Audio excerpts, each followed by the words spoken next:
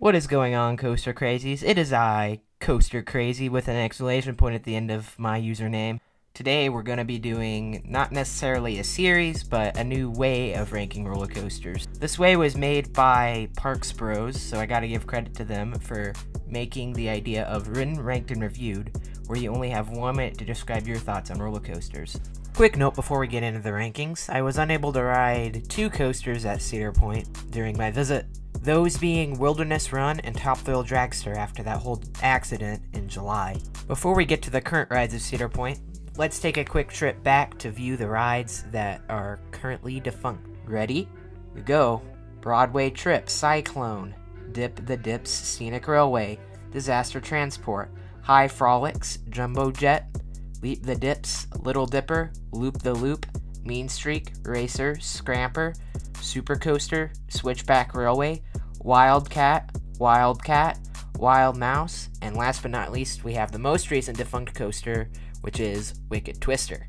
If you want to know the music that's playing in the background, right when a track changes, I'll have it listed in the bottom left corner of the screen for your enjoyment. So, with all that out of the way, let's get into the rankings, and let's put the timer up too, while we're at it.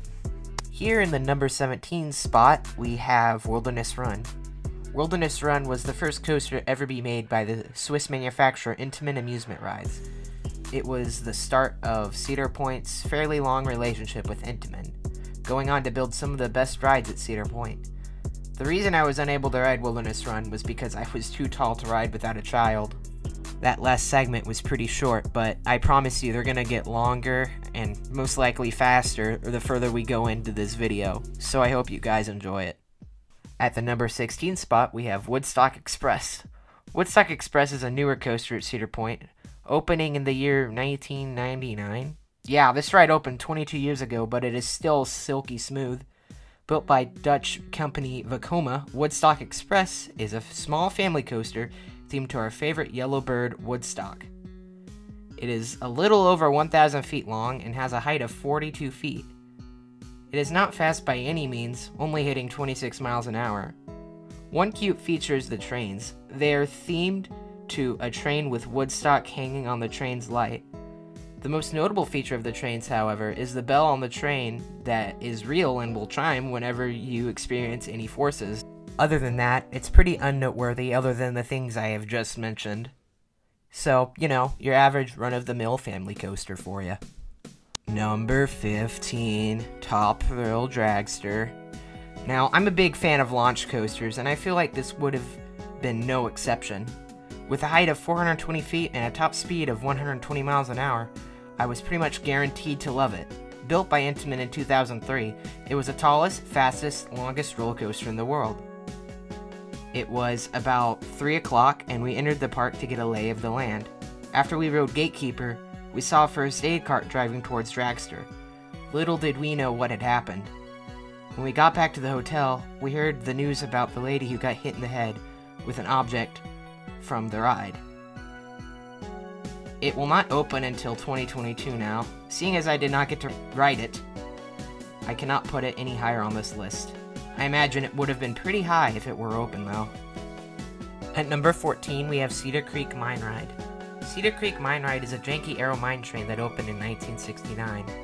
Designed by famed coaster designer Ron Toomer of aero development fame, with a length of 2,450 feet and a height of 48 miles an hour.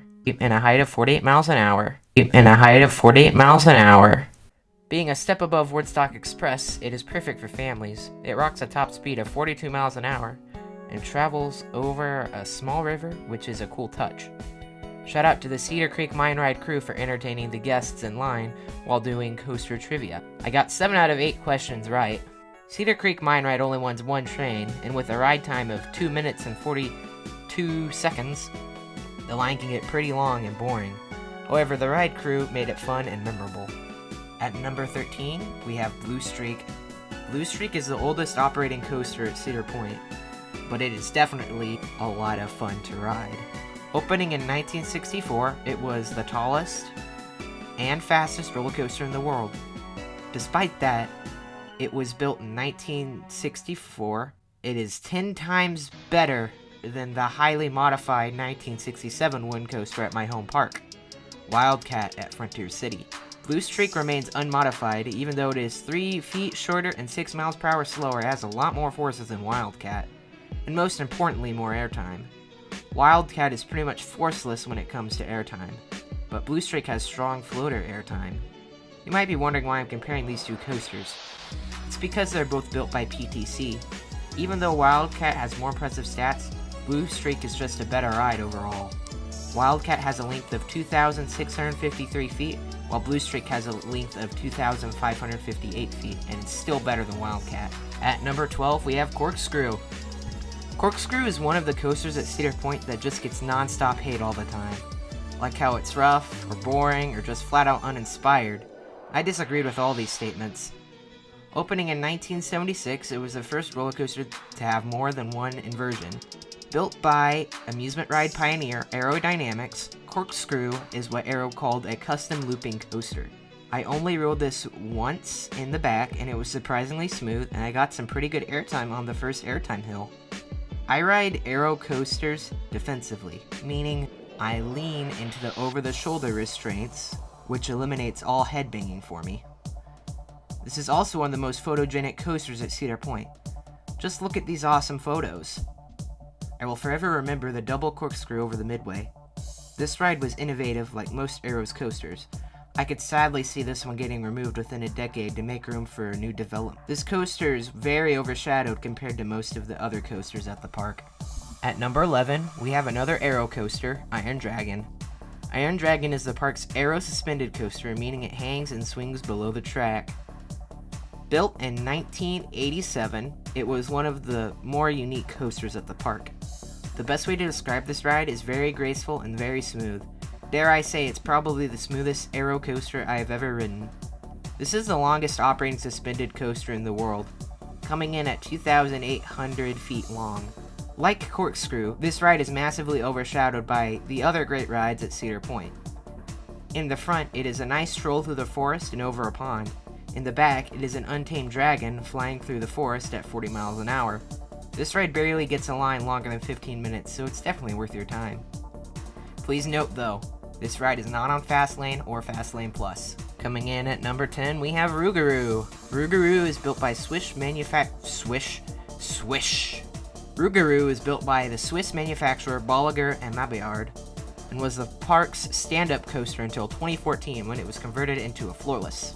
With a height of 145 feet and a length of 3,900 feet, with a top speed of 60 miles an hour. If it were at Frontier City, it would be the standout attraction. At Cedar Point, however, it's mediocre at best. The ride is kinda janky, but smooth most of the time. The roughest part of the ride is the corkscrew after the mid-course brake run. Just constant jackhammering in that corkscrew. Everyone who has visited Cedar Point has wondered, what on earth is a Rougarou? Well, I have the answer for you. According to the roller coaster database, a Rougarou is a werewolf-like creature in French folklore. The more you know. At number 9, we have Wicked Twister. Wicked Twister was the tallest and fastest inverted coaster when it opened in 2002. This was one of the Intamin's impulse coasters that featured 2 vertical heartline rolls. In fact, it was the first impulse coaster to feature 2 vertical heartline rolls. I rode this twice on my trip to Cedar Point in the back row. You may be surprised, as I was, when I learned that it stood 215 feet tall. Yeah, this ride is taller than Apollo's Chariot, Candemonium, Mako, and Raging Bull. Pretty impressive if you ask me. Wicked Twister was the second fastest inverted coaster in the world, only beaten by legendary Twin Dragon at Chingkyung Sunak Land in China. Pardon my pronunciation, which is a carbon copy of Wicked Twister, built in February of this year, 2021. Just 1.9 miles per hour faster, and only 15.6 feet taller than Wicked Twister. Wicked Twister was a good intense coaster located next to the beach. Coming in at number 8, we have Raptor. Raptor is a B&M inverted coaster built back in 1994. Its lightish green color catches your eye as you walk along the main midway. This ride has the coolest looking logo at Cedar Point. Just look at it. This ride is for sure one of the most intense coasters at Cedar Point so far on this list. This ride is just a non-stop barrage of inversions, very similar to the Batman clones in the Six Flags chain. Just one whippy inversion after another, with almost no room to breathe. This is one of the only inverted coasters in the world to have a heartline roll. With a length of 3,790 feet of twisting inverted track, you are bound to have a long prime ride time. My ankles hurt after I ride any inverted coaster, and this is no exception. This ride barely ever gets a line longer than 30 minutes, which is a nice change compared to the other rides at Cedar Point. At number 7, we have Gatekeeper. Gatekeeper makes for one of the best park entrances I've ever been through. The two keyholes with the zero G-roll and inline twist really make it clear you're entering one of, if not the best coaster collections in the US. Out of the other 15 operating B&M wing coasters, Gatekeeper has the most inversions, coming in at 6 inversions. Let's talk about the restraints. Unlike most, I don't personally hate the vest restraints. I think they are one of the most comfortable restraints behind the lap bar. The inline twist and the heartline roll over the main entrance is pretty fun and a cool photo op. The best row on Gatekeeper is definitely the front right row, sitting in an outside seat. This ride is glossy smooth like most B&Ms are. Out of the 3 wing coasters I've ridden, this is by far my favorite. If you sit on the left, you will get great views of Lake Erie. If you sit on the right, you'll get great views of the rides near the front of the park. At number 6, we have Valraven. Valraven is the longest and fastest dive coaster when it opened in 2016. For the record, this is my dad's most ridden roller coaster at Cedar Point. This ride is a perfect way to start your day at Cedar Point. It is very graceful, which makes it fun. The highlight is for sure the 90-degree drop, followed by the zero G-roll. This roll is taken so slowly that it just gives me a very weird feeling. It also has very good hang time. If you get dizzy easily, this ride is for you. The best row is the front row, just for that drop. If you're unfamiliar with dive coasters, they're just regular coasters. There are only 3 rows of 8, and more notably, hangs you over the drop before releasing you. If you get the early entry, this thing will pretty much not have a line because everyone is headed for Maverick, Millennium Force, and Steel Vengeance during early entry. This is the best gate for regular early entry, when you don't have the Magnum gate, of course. Speaking of Magnum, coming up in number 5, we have Magnum XL200. Oh yes, the classic hypercoaster Magnum XL200. Opening in 1989, it was the first ever full-circuit hypercoaster. This ride is pretty janky and rough in some parts. The turnaround is the roughest part of the ride. The roughness is worth it for the next half of the ride though. As you begin to traverse the first triangular-shaped hill, you'll get an abrupt pop of floater. These abrupt pops of airtime will increase with strength every single hill you go over. By the end of the last few hills, the airtime has already changed from floater airtime to abrupt ejector airtime. If you get an inch or 2 of room between you and the lap bar, you will get absolutely flung from your seat and slammed straight into the lap bar so hard you will wonder how the bar could still hold you in. The last triangle hill takes place in a tunnel with a very cool lighting package. When you hit the hill, you feel like you could touch the tunnel roof. Please do not try though. To the surprise of most enthusiasts, at number 4, we have Gemini.